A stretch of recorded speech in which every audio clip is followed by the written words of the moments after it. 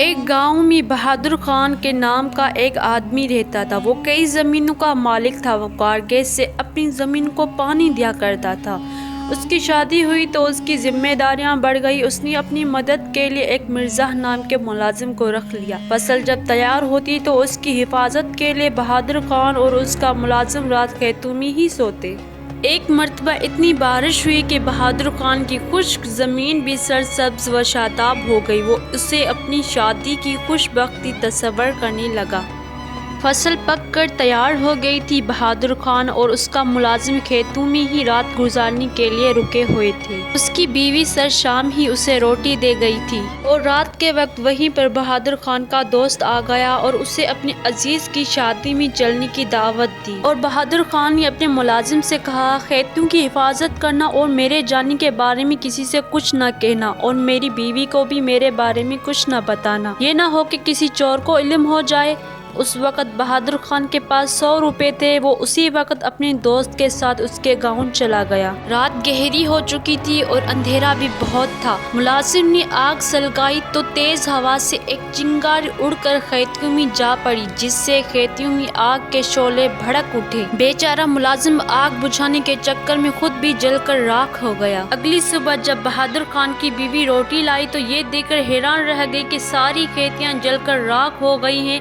وہ یہی سمجھی کہ اس کا خاوند بھی آگ میں جل کر مر گیا ہے۔ اس نے اپنے ملازم کی جلی ہوئی لاش کو اپنے خاوند کی لاش سمجھا اور رونا پیٹنا شروع کر دیا۔ لوگوں نے ملازم کی لاش کو بہادر خان کی میت سمجھ کر دفن کر دیا۔ ادھر کچھ دن بعد بہادر خان شادی سے لوٹا تو آدھی رات کا وقت تھا۔ گھر کے سب لوگ سو رہے تھے۔ جیسے ہی بیوی کی نظر اس پر پڑی، اس نے یہ خیال کیا کہ مردہ زندہ ہو گیا ہے۔ وہ ڈر کے مارے چلانے لگی تو لوگ جمع ہو گئے اور لوگ پوچھنے لگے کہ کیا ہوا ہے، کیوں چلا رہی ہو؟ بیوی نے بتایا، مردہ زندہ ہو گیا ہے۔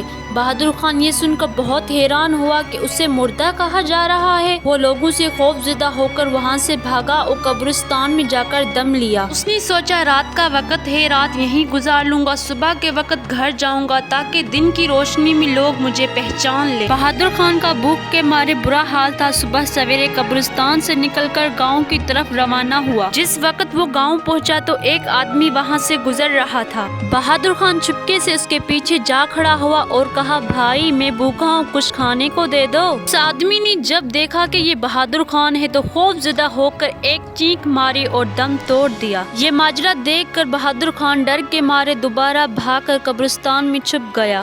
لوگ اتنے میں ہی اس آدمی کو دفنانے آئے جو بہادر خان کو دیکھ کر فوت ہو گیا۔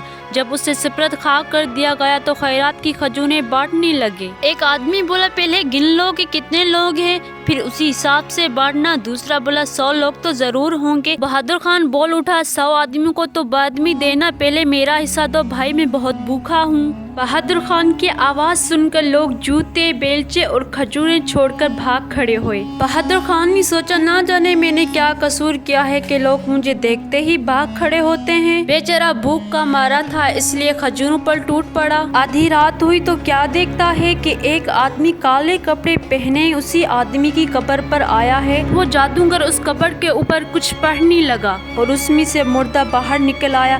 بہادر خان سمجھ گیا کہ یہ جادوگر ہے۔ بہادر خان نے سوچا، کیوں نہ جادو سیکھ لوں۔ اس نے پیچھے سے جا کر جادوگر کو پکڑ لیا۔ جادوگر نے نہ جانے کیا پڑھ کر پھونکا، وہ مردہ بہادر خان کے پیچھے لگ گیا۔ جادوگر خود بھاگ گیا۔ بہادر خان اس مردے کو جتنے بھی دھکے دیتا وہ مردہ اس سے جدا نہ ہوتا۔ آخرکار بہادر خان نے تنگ آ کر مردے کو ایک چارپائی سے باندھ دیا اور خود خربوزہ کے کھیت میں گھس گیا۔ کیا دیکھتا ہے کہ وہی مردہ چارپائی کے ساتھ بندھا چلا آ رہا ہے اور کھٹ کھٹ کی آواز پیدا ہو رہی ہے۔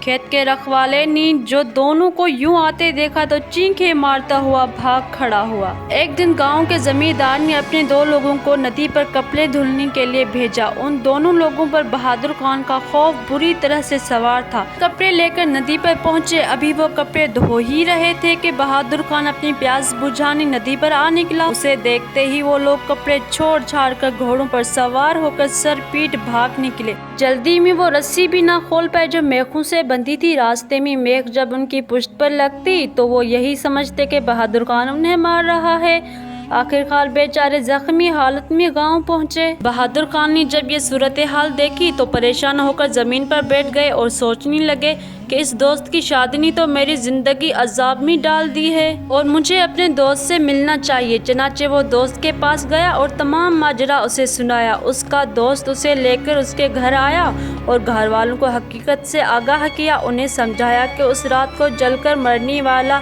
بہادر خان نہیں بلکہ گھر کا ملازم تھا، اور گھر والوں نے بہادر خان کو زندہ دیکھ کر خدا کا شکر ادا کیا۔ بہادر خان کو اپنی غلطی کا احساس ہو گیا، نہ وہ بغیر بتائے گھر سے جاتا، نہ اسے یہ دن دیکھنا پڑتا۔ اس نے آئندہ ایسی حماقت کرنے سے توبہ کر لی۔ میرے پیارے بھائیوں، کیسی لگی آپ کو یہ اسٹوری کمنٹ میں ضرور بتائیے گا، اور ہمارے چینل کو لائک اور سبسکرائب کریں۔ اب ہم ملیں گے اگلی اسٹوری میں، تب تک کے لیے اللہ حافظ۔